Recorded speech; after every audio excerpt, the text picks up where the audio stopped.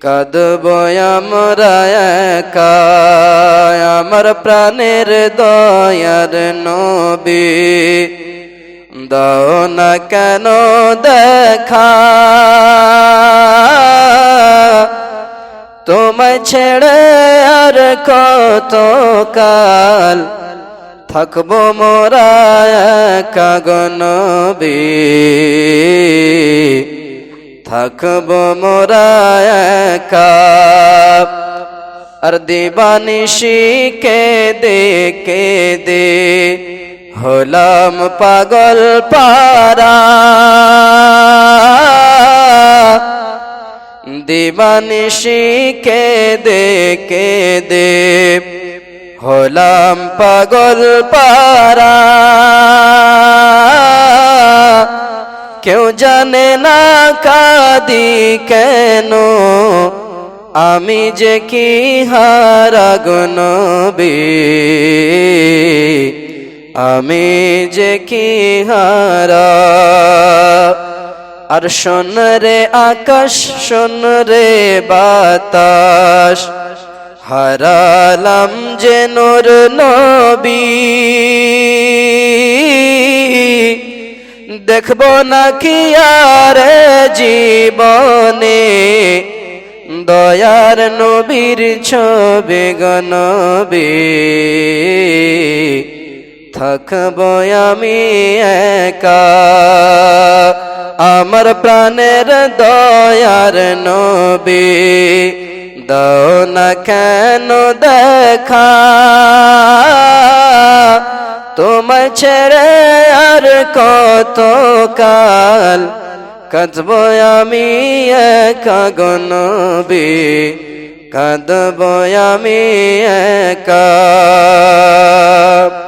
আর বাসতে যদি না পারা যায় বেলাল ভালোবাসা তবে মরুর বুকে মিটে কি যায় নবী দেখার আশা গো নবী নবী দেখার আশা আর এত ভালো বেসেছিল হাবশী দেশের মানুষ বহু যন্ত্রণা দিয়েছিল বেলাল হয়ে গেল বেহুশ গো নবী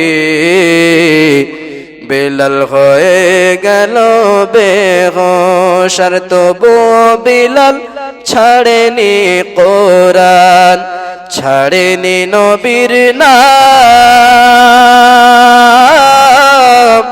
আর সেই নবীজিকে জানাই মোরা লক্ষ লক্ষ সালাম গো নবী থাকতে পারবো না আমার প্রাণের দয়ার নবী দাও না কেন দেখা তোমায় ছেড়ে আর কত কাল কাঁদবো আমি একা গো নবী কাঁদবো আমি একা বল সুবহানাল্লাহ আল্লাহুম্মা সাইয়্যিদিনা মাওলানা মুহাম্মদ ওয়া আলা আলিহি মাওলানা মুহাম্মদ আল্লাহুম্মা সাল্লি আলা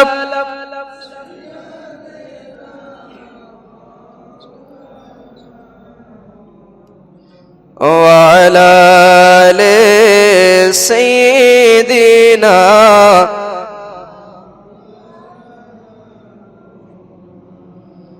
বিরাদরান ইসলাম সমস্ত প্রশংসা গুণগান ও গুণভাজন শুধুমাত্র সেই মহান করুণাময় আল্লাহ তাবারক ওয়া তাআলার নিবেদিত যিনি ওয়াহদাহু লা শারীক जिनार प्रशंसा लिखे बोले आदा करा जायनी एवं जाबे ना আসুন আমরাও সকলে মিলে তিনার শুকরিয়া আদা করি, সকলে বলি আলহামদুলিল্লাহ। তারপরে পরেই তিনার পরম বন্ধু আমাদের নবী মুহাম্মদ মুস্তাফা সাল্লাল্লাহু তাআলা আলাইহি ওয়াসাল্লামের উপরে সহস্র কোটিবার দরুদ শরীফের ডালি অর্পিত হোক, বর্ষিত হোক। সকলে বলি আল্লাহুম্মা আমিন। মুআজ্জাজ সামিন কেরাম, আজকে যে আয়াতে কারিমা তেলাওয়াত করার সৌভাগ্য অর্জন করেছি, আল্লাহ তাবারক ওয়া তাআলা কোরআন শরীফের মধ্যে ঘোষণা করে বলেন, ওয়া আকিমুস সালাতা ওয়া আতুজ যাকাতা ওয়া আতিউর রাসূলা লাআল্লাকুম তুরহামুন। এই আয়াতের সিধা সাদা তরজমা হলো, আল্লাহ তাবারক ওয়া তাআলা বলছেন তোমরা নামাজ কায়েম করো, যাকাত আদা করো, ওয়া আতিউর রাসূল এবং আমার রাসূলের ইত্তেবা করো, মান্যকারী হয়ে যাও। কেন? লাআল্লাকুম তুরহামুন, যাতে তোমাদের উপরে রহম করা হয়। জোরে বলুন সুবহানাল্লাহ। এই আয়াতের খুলাসা যদি আমরা দেখতে যাই তো বুঝতে পারবো যে আল্লাহ তাবারক ওয়া তাআলা বলছেন, হে আমার বান্দারা, প্রথমত নামাজ কায়েম করো, দ্বিতীয়ত যাকাত আদা করো, তৃতীয়ত তোমরা আমার রাসূলের ইত্তেবা করো, এই আশা নিয়ে যে আমি আল্লাহ তোমাদের উপরে রহম করব। জোরে বলুন সুবহানাল্লাহ। একটু আওয়াজ দিয়ে বলুন সুবহানাল্লাহ। মুআজ্জাজ সামিন কেরাম, এই আয়াতে কারিমার বিষয়ে, প্রথম অংশের বিষয়ে এর পূর্বে অনেকবার আলোচনা হয়েছে। আকিমুস সালাহ, আল্লাহ তাবারক ওয়া তাআলা নামাজ পড়তে বলেছেন। আমরা সকলে এই বিষয়ে অবগত আছি।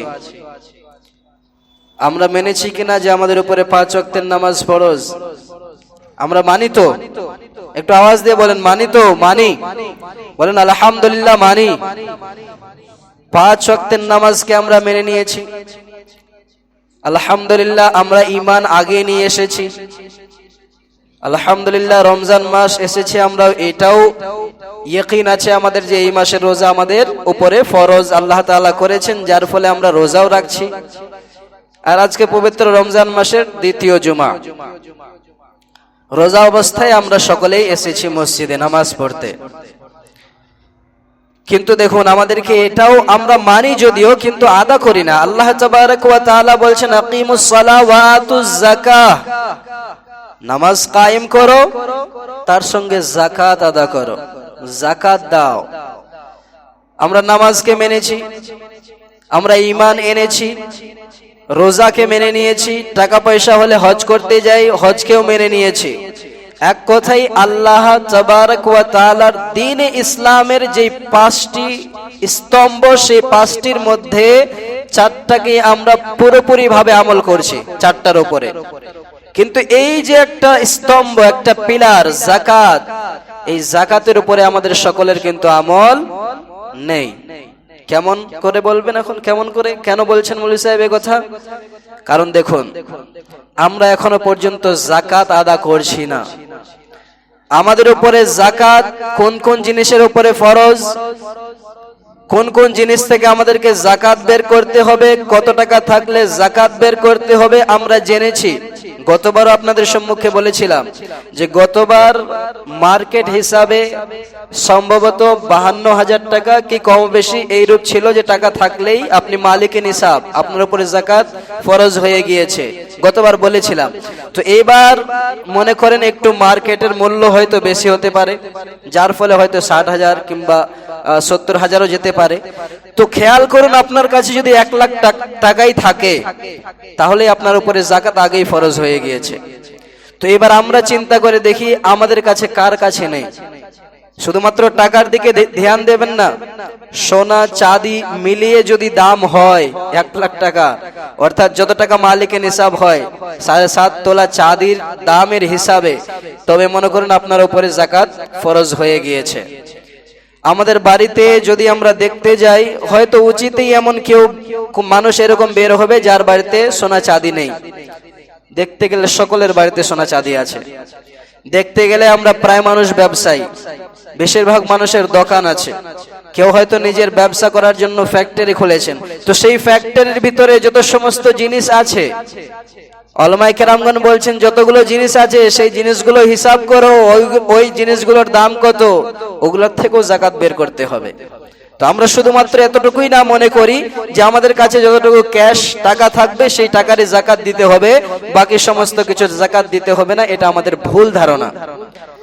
তো বিরাদরান ইসলাম, বললাম চারটি স্তম্ভকে আমরা পুরোপুরি অটুট ভাবে মেনে নিয়েছি, আমরা ঈমান এনেছি, দ্বিতীয়ত নামাজও কায়েম করেছি, তৃতীয়ত টাকা পয়সা হলে হজ করতেও আমরা যাই, কিন্তু তারপরে লাস্ট যেটা আমাদেরকে বলা হয়েছে যাকাত, সেই যাকাতের দিকে আমরা এগোই না, যাকাত আদা করি না। আমরা চিন্তা করি যে আমার কাছে এখন লক্ষ টাকা আছে, কোটি টাকা আছে, এই কোটি টাকা থেকে যদি আমি যাকাত বের করি তো 2.5 লক্ষ টাকা বের হয়ে যাবে 1 কোটি টাকা থেকে। তো বলছি 1 কোটি টাকা থেকে যদি আমার 2.5 লক্ষ টাকা বের হয়ে যায় তবে আমার কাছে এত টাকার কমই চলে আসবে, আমাদের নফস বলে। যদিও হৃদয় অন্য কিছু চায়, কেননা হৃদয় আল্লাহ তাবারক ওয়া তাআলার পক্ষেই যায়, কিন্তু আমাদের নফস চায় যে আমরা দিই যেন না। কেন? কারণ দিলে আমাদের থেকে টাকা কমে যাবে, আমরা এটা মনে করি। কিন্তু আল্লাহ তাবারক ওয়া তাআলা কি বলছেন? এ আমার বান্দারা, ও আমার বান্দিরা, শোনো শোনো, তোমরা যখন যাকাত আদা করে দেবা তোমরা এটা মনে করিও না যে তোমাদের টাকার থেকে কমই হয়ে গেল, অর্থাৎ তোমাদের ব্যবসায় লস হয়ে গেল। তোমরা এটা কখনোই মনে করিও না। যখন তোমরা যাকাত আদা করে দেবা সেই সময়ে আল্লাহ তাবারক ওয়া তাআলা বলছেন তোমার মালের হেফাজত আমি আল্লাহ করব। জোরে বলুন সুবহানাল্লাহ। যদি যাকাত আদা করেন তবে আল্লাহ তাবারক ওয়া তাআলা সেই মালের হেফাজত করবেন, অর্থাৎ আপনার টাকা মাহফুজ থাকবে পুরো বছর, আপনার টাকার ক্ষতি হবে না পুরো বছর।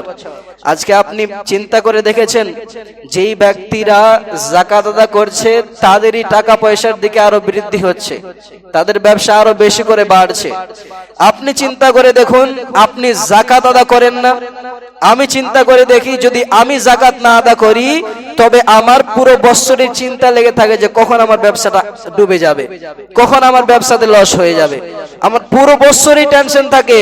কিন্তু আমি বলছি একবার ঈমানকে মজবুত করে একবার যাকাত বের করে দেখুন, ইনশাআল্লাহ আপনার দিল থেকে, আপনার মাইন্ড থেকে এই ভয়টা বের হয়ে যাবে যে আমার টাকা হালাক হবে, এই ভয়টা আপনার বের হয়ে যাবে যে আমার ব্যবসায় লস লাগবে, বের হয়ে যাবে। আল্লাহ তাবারক ওয়া তাআলা বের করে দেবেন।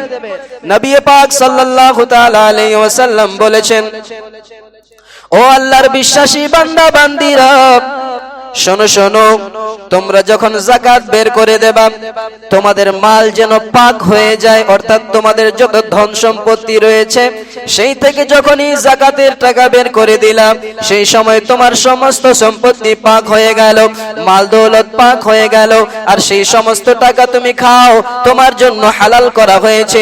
যখন তুমি যাকাত বের করে দেবা তো পাক হয়ে গেল, তোমার জন্য হালাল হলো। কিন্তু যদি তুমি যাকাত না বের করো আর ওই সমস্ত টাকা খাও তবে সেই সমস্ত টাকা তোমার জন্য হারাম করা হলো। চিন্তা করে দেখেছেন, যাকাত না বের করে আমরা পুরো বছর বসে বসে খাচ্ছি না, সেই টাকার থেকে আমরা রান্না করছি না, রোজি রোজগার করছি না, তো নবী বলছেন সেটা পুরো বছরের জন্য তোমার হারাম, আবার ঘরের বছরে আবার তোমাকে বের করতে হবে।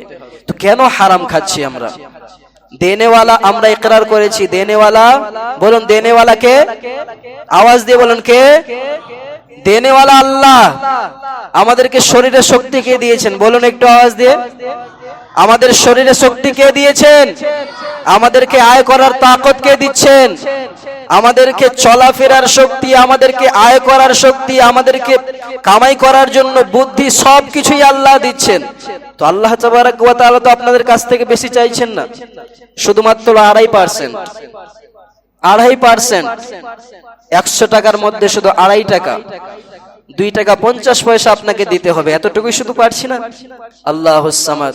দেখুন একজন সাহাবী ছিলেন সালেবা, তিনি এমন একজন সাহাবী ছিলেন যে নবী পাক সাল্লাল্লাহু তাআলা আলাইহি ওয়াসাল্লামের দরবারে এসে দুয়ার আরজি করেছিলেন, ইয়া রাসূলুল্লাহ আমার জন্য দোয়া করুন যেন আমার মালে বরকত হয়, আমার ব্যবসা বড় হয়।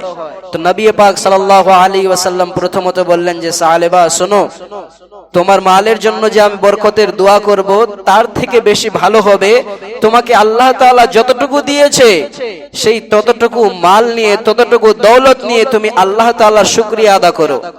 অধিক নিতে গেলে তুমি শুকরিয়া আদা করতে পারবা না, আমার ভয় লাগছে।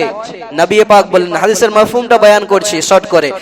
নবী পাক বলছেন যে আমাকে ভয় লাগছে তুমি সেই মালের, অর্থাৎ আমি দোয়া করলে যত বরকত হবে সেই মালের শুকরিয়া আদা করতে পারবা না। আল্লাহুস সামাদ। সাহাবা সেই সময় ফিরে গেলেন। এবার যখন ফিরে গেলেন কিছুদিন পরে আবার নবীর দরবারে উপস্থিত, আবার বলছেন ইয়া রাসূলুল্লাহ আমার বাড়িতে যেন বরকত হয়, আমার মালে যেন বরকত হয়, দোয়া করুন। নবী আবার বললেন যে তোমাকে আল্লাহ তাআলা যতটুকু দিয়েছে তুমি শুকরিয়া আদা করো, অধিক নিতে গেলে তুমি শুকরিয়া আদা করতে পারবা না।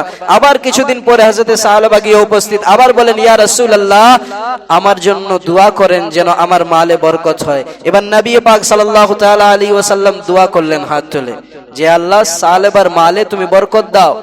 দোয়া যখন করলেন সালেবা নিজের বাড়িতে ফিরে আসলেন। আসার পরে তিনার মালে এত বরকত হলো, কোথা থেকে একটা বকরি ক্রয় করলেন। এবার একটার থেকে বাড়তে বাড়তে বাড়তে বাড়তে এত সমস্ত বকরি আর উট হলো যে তিনি মদিনা শরীফে ভিতরে, মদিনা শহরের ভিতরে থাকতে পারলেন না। নবী পাকের শহর ছেড়ে এবার মদিনার থেকে বাইরে এমন একটা খোলা জায়গা ক্রয় করলেন আর সেই জায়গায় থাকতে লাগলেন। এই মাল পাওয়ার বদলে তিনার অবস্থা কি হলো জানেন? যে তিনি 5 ওয়াক্তের নামাজ যখন মদিনা শহরে ছিলেন সেই সময় 5 ওয়াক্তের নামাজ নবী পাক সাল্লাল্লাহু তাআলা আলাইহি ওয়াসাল্লামের পিছনে আদা করতেন। কিন্তু যখন মাল অধিক হয়ে গেল, সম্পত্তি অধিক হয়ে গেল, মদিনা শহর থেকে বের হয়ে বাইরে একটা জায়গা নিয়ে সেই জায়গায় থাকতে হলো। সেই সময় আর নবী পাক সাল্লাল্লাহু আলাইহি ওয়াসাল্লামের পিছনে জামাত করতে পারছিলেন না, নামাজ পড়তে পারছিলেন না। কেন? কারণটা কি? কারণ এই মাল, এই সম্পত্তি, এই দৌলত। যখন অনেক সম্পত্তি হলো আস্তে আস্তে করে বাড়তে বাড়তে তিনি তো এমন ঘটনা ঘটলো তিনার সঙ্গে যে প্রথমত তিনি মদিনা শহর থেকে বাইরে ঘর নিলেন, বাইরে বড় করে জায়গা নিলেন, সেই জায়গায় থাকতে লাগলেন। সেই সময় তিনি জুমায় জুমায় আসতেন, কিন্তু আস্তে করতে করতে এমন তিনার কাছে দৌলতে বরকত হলো, সম্পত্তিতে বরকত হলো যে তিনি এমন সময় চলে আসলো যে জুমায় জুমায় কোনো সময় উপস্থিত হন না। এবার যখন যাকাত ফরজ করা হলো তো নবী পাক সাল্লাল্লাহু তাআলা আলাইহি ওয়াসাল্লাম দুইজন সাহাবীকে মুকাররর করলেন যে তোমরা যাও সবার কাছ থেকে যাকাত তুলে নিয়ে আসো, সবার কাছ থেকে যাকাত তুলে নিয়ে আসো। আর বললেন যে তোমরা সাহাবার কাছেও যাবা, সাহাবাকে গিয়ে বলবা যে তোমাকেও যাকাত দিতে বলেছে। যখন এই সাহাবীগণ সাহাবার কাছে গেলেন, যাওয়ার পরে বলছেন যে নবী পাক সাল্লাল্লাহু তাআলা আলাইহি ওয়াসাল্লাম বলেছেন এই হিসাবে তোমাকে যাকাত বের করতে হবে। এবার নবী পাক সাল্লাল্লাহু তাআলা আলাইহি ওয়াসাল্লাম যে চিঠিখানা লিখে দিয়েছিলেন সেই চিঠিখানা দেখালেন। বলছেন সাহাবা দেখো এই রূপ তোমাকে যাকাত আদা করতে হবে, তোমার বকরির থেকে, তোমার উটনির থেকে যাকাত বের করতে হবে। হযরতে সাহাবা যখন চিঠিখানা দেখলেন তো দেখে বলছেন যে এটা তো যাকাত নয়, এটা তো এক প্রকারের ট্যাক্স। দেখার পরে বলছেন এটা তো এক প্রকারের ট্যাক্স। যখন এই কথা বলেছেন সেই দুইজন সাহাবী যিনারা নবী পাকের পক্ষ থেকে গিয়েছিলেন তিনারা ফিরে চলে আসলেন। আসার পরে সমস্ত সাহাবীদের কাছ থেকে যাকাত নিয়ে নবী পাকের দরবারে উপস্থিত। এবার নবী পাক সাল্লাল্লাহু তাআলা আলাইহি ওয়াসাল্লাম সর্বপ্রথমে জিজ্ঞাসা করছেন আমার সাহাবীরা সালবার খবর বলো যে সালবা তোমাদেরকে যাকাত দিল কিনা। সাহাবাগণ আরজ করেন ইয়া রাসূলুল্লাহ আমরা গিয়েছিলাম, সে বলছে এটা নাকি ট্যাক্স, যার ফলে সে যাকাত আদা করেনি, যাকাত দেয়নি। তো নবী পাক সাল্লাল্লাহু তাআলা আলাইহি ওয়াসাল্লাম নিজের নজরখানা নিচে করে বলছেন সালবা হালাক হয়ে গেল, সালবা হালাক হয়ে গেল। নবী পাক বলছেন সালবা হালাক হয়ে গেল, বরবাদ হয়ে গেল। কারণটা কি ছিল? এই মাল, এই সম্পত্তি জিনার কাছে আগে কিছুই ছিল না, কিন্তু যখন হলো সেই সময় হযরতে সালবা কি করলেন? যাকাত আদা করলেন না। কেন? বলছেন যে এটা ট্যাক্সের টাকা, আমি আমার দৌলত থেকে কেন আদা করব? এবার নবী পাক সাল্লাল্লাহু তাআলা আলাইহি ওয়াসাল্লাম যখন আফসোস করলেন, এই খবরখানা যখন হযরতে সালবা পেলেন তো হযরত সালবা কি করলেন? নিজের সঙ্গে থেকে অনেক লম্বা একটা বকরির লাইন, লম্বা একটা উটের লাইন সঙ্গে করে নিলেন। আর নেওয়ার পরে নবী পাকের দরবারে উপস্থিত হলেন আর বলতে লাগলেন ইয়া রাসূলুল্লাহ, ইয়া হাবিবাল্লাহ, নবী গো আমি যাকাত বের করে নিয়ে এসেছি। এবার নবী আমার বলছেন সালবা সকলের যাকাত তো আমি গ্রহণ করেছি, কিন্তু তোমার যাকাত আর গ্রহণ করতে পারবো না। কেন? সেই সময় পর্যন্ত আল্লাহ তাআলা একটা আয়াতে কারিমা অবতীর্ণ করে দিয়েছিলেন, আল্লাহর হুকুম অবতীর্ণ হয়ে গিয়েছিল যে ইয়া রাসূলুল্লাহ, এ আমার হাবিব শোনো, যেই বান্দারা আমার সঙ্গে ওয়াদা করেছিল যে আমার কাছ থেকে যদি তারা নিয়ামত পায়, আমার ফজল হয়, আমার বরকত পায়, পাওয়ার পরে যারা আমার সঙ্গে ওয়াদা করেছিল যে আমি যাকাত আদা করব, মাদ্রাসা বানাবো, মসজিদ বানাবো, এ হাবিব তারা যদি একবার বলে দেয় যে আমি আদা করব না, এ আমার হাবিব তার তুমি কোনোদিনও আর যাকাত গ্রহণ করিও না। যার ফলে নবী আমার গ্রহণ করলেন না। আজকে আমাদের হচ্ছে না, আমরা যখন কম টাকা পয়সাওয়ালা থাকছি তখন আমরা হৃদয়ে হৃদয়ে ভাবছি, কেন আল্লাহ তাআলা কি আমাদের হৃদয়ের কথা শুনেন না?